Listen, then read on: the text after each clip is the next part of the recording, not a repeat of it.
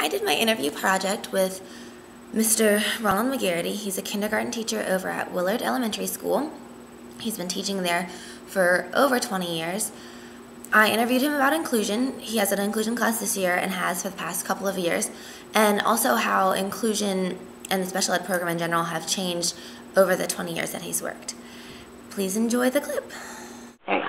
So what does inclusion mean exactly? Well, in my setting, I teach kindergarten. I have 18 kids, children who have IEPs and or special education, have special needs. They're included. They're in my room. I have 8 children with developmentally delayed labels. I have 10 children with speech labels, and they're all in my room. They're included in the regular ed setting. So what's the makeup of your classroom? I know you kind of just said that you have speech problems and stuff like that, but what kind of students do you have? I have 18 students, 12 boys, 6 girls, 1 child who is from China who's an ESL student, 4 students who've been retained in kindergarten, like I said, 10 that go to speech, 8 with developmentally delayed IEPs, mixture of African American, white children, a Chinese child, and 2 multiracial children. What are some difficulties you have with including the students with the IEPs and the speech difficulties into your class? A lot of it is scheduling difficulties, being pulled out. They get pulled out for speech. The ESL student gets pulled out for ESL. I do have a full-time assistant who's a special ed assistant. The inclusion teacher who comes in the room is not full-time in my room. She services first graders and kindergartners, so there's a lot of scheduling issues, a lot of making sure that they all get their required amount of time. It's not a problem, but we differentiate lesson plans for them. They do think in different ways. They're very funny. They're very, very smart, but the way they see the world is different, and it takes some time to get used to the way they see things. They're very routine-oriented. Everything has to be set up perfectly. A change in their routine messes up their whole day. But it works. It works for everyone in the class. Are there any special things you implement to help them see the world their way or learn better? I mean, each one of the kids with an IEP, that's what it's for. It's an individual education plan. So we go through and a lot of hands-on.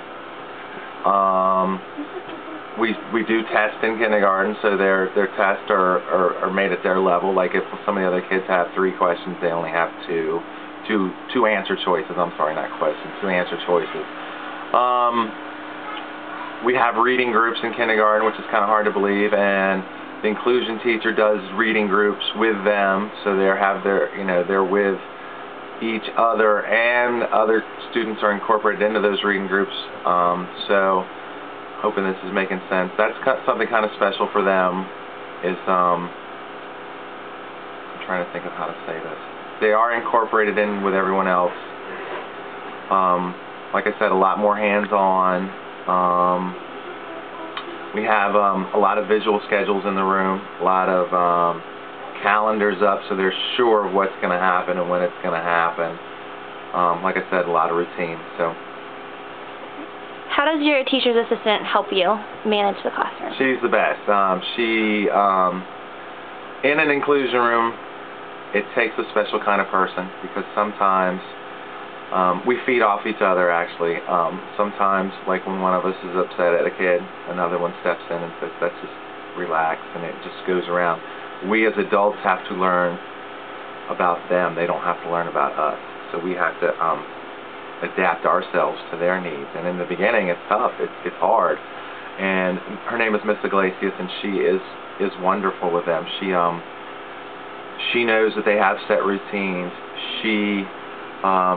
Like I said, we play off each other, we feed off each other.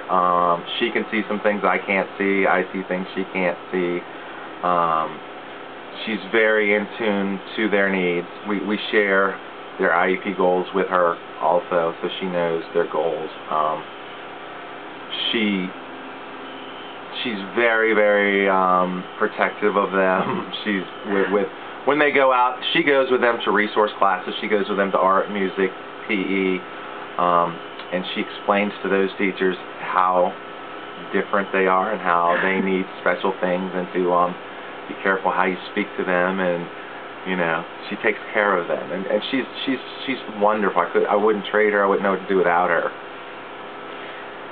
Is inclusion a good opportunity for the special education? Yes, it's perfect. It's a long time ago, kids were put into their own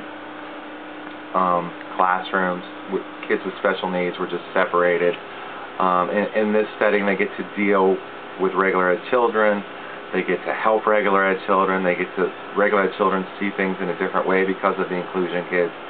Adults see things in a different way because of the inclusion kids. And they're very, very, very intelligent. They're very bright.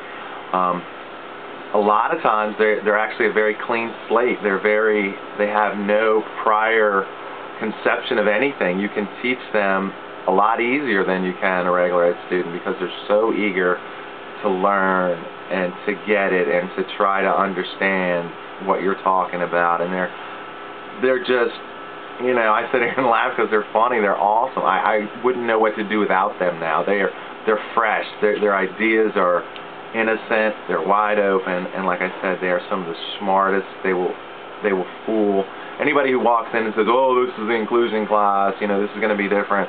It is a little bit different, but they can read, they can write, they can type, they can do experiments, they can do everything anybody else. And if you walked in my room now at this point of the year, you wouldn't know who was inclusion and who wasn't.